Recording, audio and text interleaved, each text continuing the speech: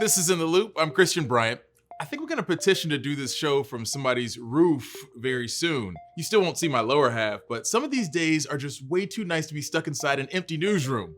Anyway, here's what we got for y'all. There are renewed concerns over the AstraZeneca vaccine after European regulators issued a warning. We have the latest from London. Plus, we'll have a behind-the-scenes look at baseball during COVID as the sport's second pandemic season gets underway. But first, here's what you need to know right now.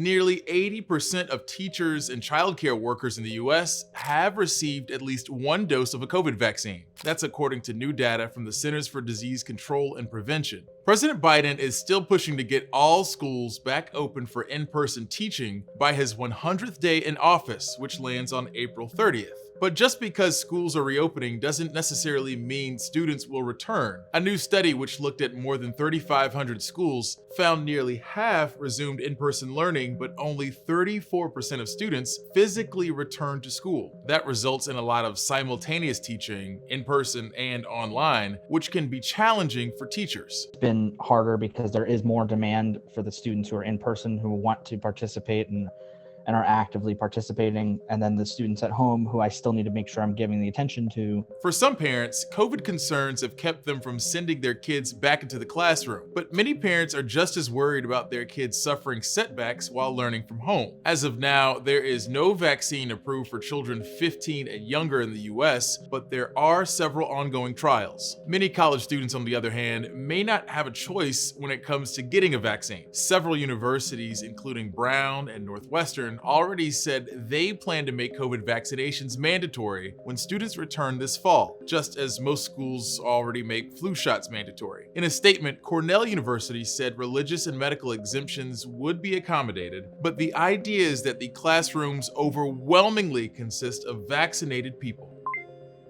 Arkansas became the first state to pass a bill banning gender-affirming care for trans youth. According to the SAFE Act, SAFE, which stands for Save Adolescents from Experimentation, minors can no longer receive hormones, puberty blockers, or transition-related surgeries. If healthcare providers offer those services, they could lose their license to practice in the state. Arkansas's Republican-controlled Senate overrode their Republican governor's veto to pass the bill. We are creating new standards of legislative interference with physicians and parents as they deal with some of the most complex and sensitive matters involving young people.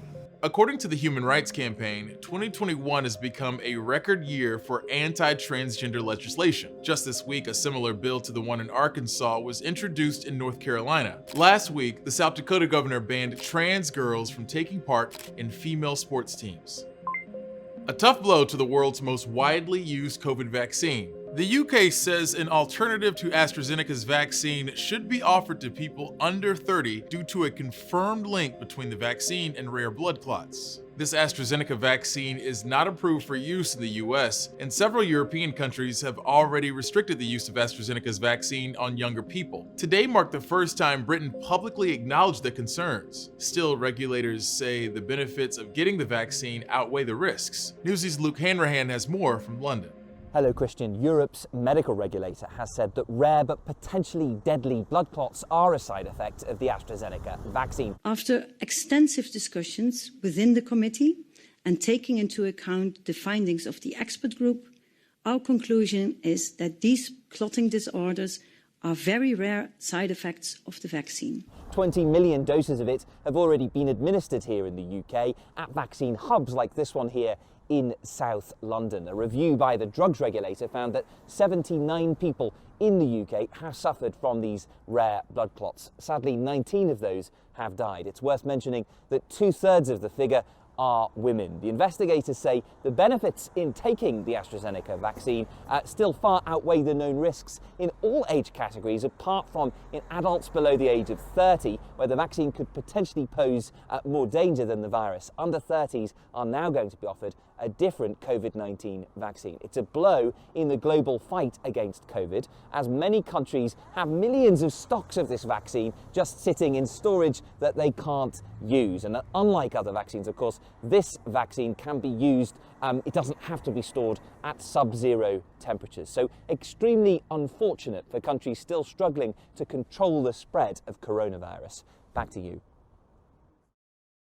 The Biden administration promised new federal standards when it comes to COVID precautions in the workplace, but it's been weeks and still nothing. Newsy's Patrick Terpstra looked into the holdup for the safety rules that the president called urgent. This was considered a hot spot. Early in the pandemic, hundreds of people tested positive for coronavirus who all worked at a Colorado meatpacking plant. A facility where it was virtually impossible to socially distance. A whistleblower spoke undercover last year to our affiliate Denver 7 after 6 deaths of JBS Foods employees. I put my family at risk every day by going to that job and coming home. OSHA is still limited in how it can respond to reports of COVID concerns in the workplace. The federal agency issued fines of over $15,000 against JBS, which strongly disputes claims that it failed to protect employees against exposures to COVID-19. For a multi-billion-dollar company, it's not even a slap on the wrist. David Michaels, OSHA administrator under President Obama, says it's an example of the need for new COVID-specific rules to protect workers, rather than a catch-all general safety standard that requires a workplace be free from danger. It's extremely difficult for OSHA to use what's called the general duty clause. Data from OSHA shows the federal agency has received a flood of COVID-related safety complaints, over 14,000 since the pandemic began, but has issued just 372 citations as of March 4th. This next one is keeping workers safe. President Biden says OSHA should be doing more. On his first full day in office, he ordered the agency to consider emergency temporary standards. They might spell out rules for mask use, social distancing, and hand-washing breaks. So that you are better protected from this virus while you have to continue to work. The president gave OSHA until March 15th to act, but that day has come and gone. Two sources outside but close to OSHA tell us the agency actually drafted COVID standards in mid-March but never released them. So, what happened?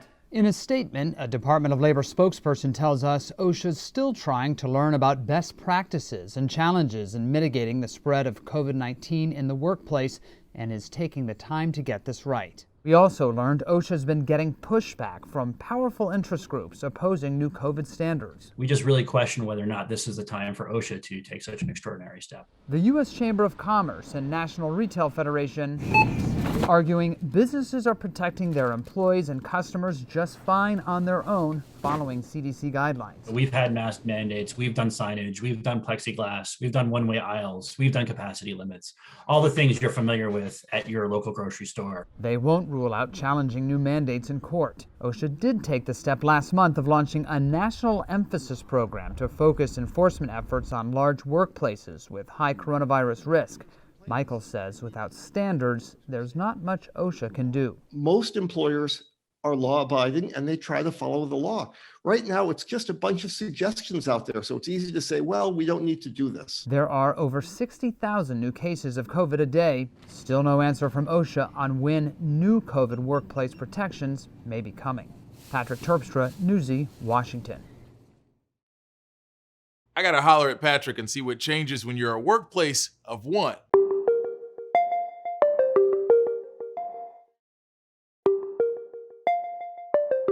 It's National Beer Day, and I feel like pouring up, and you should too, because I've got bad news. Here's what's trending.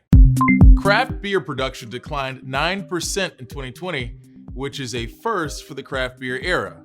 That information comes to us from the Brewers Association, which is a boozy trade organization and something I want to be a part of when I grow up. Just for reference, craft beers usually come from small and independent brewers. The overall beer market declined in 2020, and like other industries during the pandemic, fewer jobs were available. But it wasn't all bad news.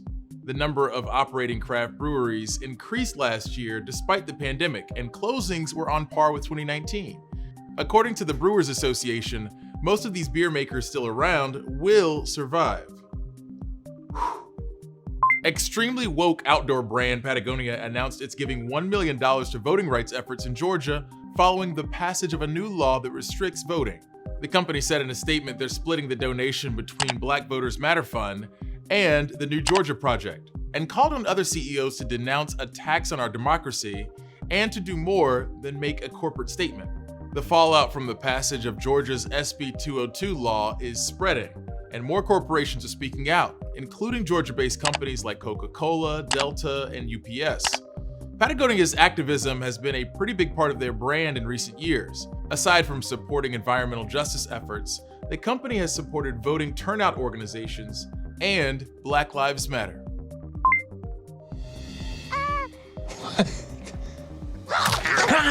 Paul Rudd, a man who is aging at a vampire's pace, is attacked by a menacing group of mini Stay Puft marshmallows.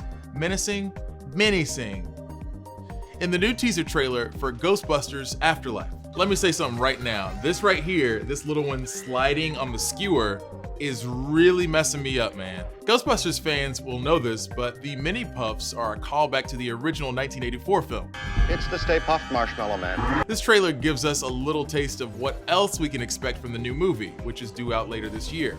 Ghostbusters Afterlife tells the story of two kids who discover their connection to the original Ghostbusters and a hidden legacy. The movie was delayed because of the pandemic and was pushed from summer of last year. This gives just enough time for us to adjust our appetites for s'mores. We don't usually give box scores on ITL, but I'll make an exception for this one because I cheer for the White Sox. The Cubs lost to the Milwaukee Brewers last night, 0-4. Newsy's Lauren Magarino was at that game, and she gives us a first-person account of enjoying America's pastime at this point in the pandemic. So the birds are chirping, the sun is bright, I can't believe it, but it is 80 degrees in Chicago, and it is the perfect weather for a baseball game, which is exactly where I'm headed. Hi. I hopped out of the Uber because I wanted to see what was going on around the stadium. I took one lap around Wrigley Field and saw sign after sign after sign, including some new rules on how to navigate through security. Usually when you go through security here, you remove your bag or your purse, or you have to take stuff out of your pockets. It doesn't seem like that's going to be the process this time around. And also, everything is supposed to be touchless. So I have been instructed that I have to use an app on my phone. This is StubHub. I'm gonna have these tickets and I'm gonna scan through that. I'm holding my phone. I don't think anybody else is gonna touch it. So we're gonna go ahead and enter and see what this process is like. Once I scanned in and breezed through security, I was greeted with a QR code that took me to an online food and drinks menu. So the way this works is like once you're in your zone and in your section, you can't exit it unless you're going to a designated food area that's in the same section or the restroom and that and the like. There are signs everywhere that say cashless payment only. So every single booth, let's see if I can focus this, kind of looks empty, very different. Okay, so I thought that we would have to do mobile orders only, and it seems like I could just come up and order like I just did. So I don't know if that's because there aren't a lot of people here right now, or if it gets busier that they're only gonna do mobile orders, but it was easy, it was like regular. I think what's clear is I'm not gonna be able to use cash, card only, like most businesses at this point in time. Wrigley Field is operating at 20% capacity. The Cubs worked with an infectious disease expert and third-party service to divide the ballpark into 20 zones to reduce how many people come in contact with each other. Fans were seated in pods of 2. Each pod was separated by 3 zip-tied seats, and every other row was filled. We have to keep our masks on the entire time unless we are eating or drinking, so that's a pretty interesting distinction considering we're outside. So there's an employee walking around who is asking people that don't have masks on and aren't actively eating or drinking to put their masks back on. So the only reason I have it off is because I'm inhaling a hot dog. Throughout the game, I saw vendors selling beer. Fans could only use card. I saw crew members cleaning and checking tickets. But as the evening went on, this is what the ballpark looked like. Lauren Magarino, Newsy, Chicago. I'm gonna go for a little 7th inning stretch. I'll see you back here in a bit.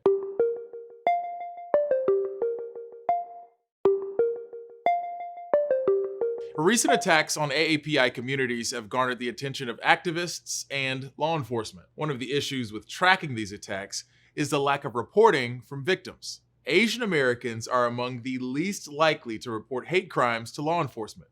National reporter Amanda Brandeis looks at efforts underway to better track and prosecute those incidents.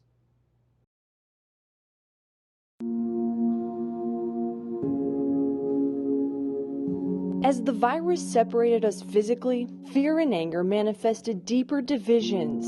Hurtful language still exists. People still call it the China virus, and they still call it Kung Flu. Which experts say racializes a virus that has no nationality. As long as people still look for someone to blame or a group of people to blame, I'm always going to be concerned. At 8 years old, Leonard Trin's family was victimized by a hate crime. His parents came from Vietnam, settling in a mostly white community. Celebrated their heritage. They decorated our house and made it look very Asian. One of our neighbors didn't like that our house stood out, and so he, kind of kicked in our fences and knocked over some of our decorations. And it still impacts his family. My mom kind of retreated to the small Asian community that did live in our hometown and didn't interact with other people, so as a result, her English suffered. And it put Trin on the path he's on today. All we do is work hate crimes cases. As San Diego's deputy district attorney in charge of hate crimes. Until we can accurately quantify how bad the problem is, no one's going to pay attention to it. We wanted to stop it. We didn't want it to become a trend, but unfortunately it continues. They created an online reporting tool for hate crimes. The first of its kind in the nation. We're able to connect directly and guide someone through the process of whether this is a hate incident or a hate crime. To be considered a hate crime, there's two criteria. A crime like assault or vandalism must occur, and it must be motivated by a bias, like race or ethnicity. A hate incident is motivated by bias, but may not be a crime. For example, a racial slur could be protected by the First Amendment. District Attorney Summer Steffen says hate incidents aren't usually tracked. We wanted to open the path to the reporting of hate incidents. Sometimes people think it's not a hate crime, and it is. And two, it allows us to do more research. In one case, a reported hate incident helped authorities stop a potential hate crime. The person made hateful remarks, but then when we looked, it turns out they were accumulating an arsenal of weapons, and we uncovered an impending crime. The federal government is stepping up efforts to better track and prosecute hate crimes, outlining a plan that includes federal, state, and local law enforcement training on handling hate crimes. Even if it isn't a crime, it causes a lot of emotional pain. Steffen's team is holding virtual community meetings, empowering citizens with information about the law. In return, us listening and getting better at what we do every day to hold haters essentially accountable. In San Diego, I'm Amanda Brandeis reporting. If you haven't done so already, feel free to reach out to us on Twitter using the hashtag NewsyInTheLoop. How's this for some incentive? If you go there now, you can see an image of my colleague and I recreating the visual of B and J in front of the Mona Lisa. If that doesn't do it, I don't know what will.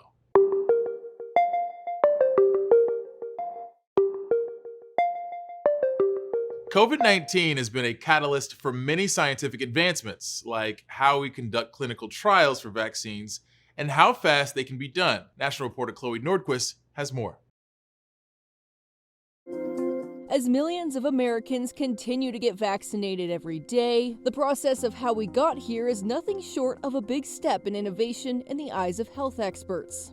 The very thought that we could possibly have a vaccine that's effective in a year is scientifically miraculous. So how did we get here? A few processes made the COVID-19 vaccine trials different than others. Clinical trials often happen serially. Dr. Richard Zane is the Chief Innovation Officer at UC Health. He's referring to how, for normal trials, we move from phase to phase after completion. In this case, everything happened in parallel. We didn't wait for phase 1 to be fully completed before beginning phase 2 and phase 3. Mass production of the vaccine was actually beginning before we even had the phase 3 results. Dr. Thomas Campbell has spent almost 2 decades in clinical research. With COVID, there was clearly a global health emergency, and we needed to get to the vaccine as soon as possible. A large number of people continue to show interest in volunteering in vaccine trials, and the internet is playing a big role in helping researchers keep up with all those volunteers and all of their data. These vaccine trials have incorporated other measures like electronic diaries where participants are reporting in real time what symptoms they are having or not having. This concept of being able to do virtual decentralized clinical trials had been, evolving for years, not many years, 2 or 3 years. Michael Rouse experienced it firsthand. We used an app that could instantly feed our data into NIH. Rouse is a phase 3 vaccine trial participant. He uses the app for weekly follow-ups with researchers. Because this was a global pandemic, I just felt I wanted to do something. So on August 20th, when I got my first vaccine, I didn't know if I actually had the vaccine or I had a placebo. In January, he was told he did get the vaccine and will be monitored for the next 2 years for long-term effects. Every 3 months, he goes in to get his blood taken, but otherwise, being a participant is a remote experience.